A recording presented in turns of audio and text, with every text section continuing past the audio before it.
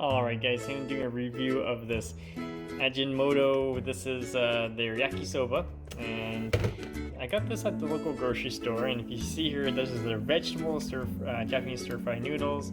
It's got like asparagus, all these things, and I got this because I thought it was like, oh yeah, it's just noodles and things like that, but it actually comes with a whole bunch of stuff. So here is let me show you the nutrient panel, guys.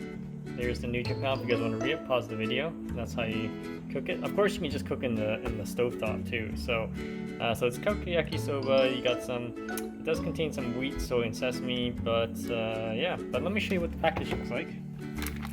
So it does come with all the veggies, and the seasoning's all ready to go. So I'm gonna cook this up. I'm gonna cook it on a stovetop, and then I'll be back and do a quick taste test. Stay tuned, guys. So here it is, all done. Here's the yakisoba. As you can see, the veggies in there, the shiitakes in there. We're gonna do a quick taste test.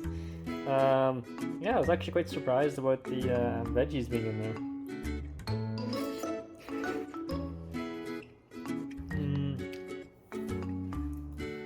It's actually pretty good.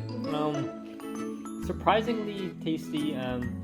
Very similar to what you would find in a restaurant. So, if you add a little bit of meat to it, actually would turn out pretty good. Yeah, quite surprised how good it is, guys. Definitely check it out. If you have any questions, comments, post below, subscribe to the channel.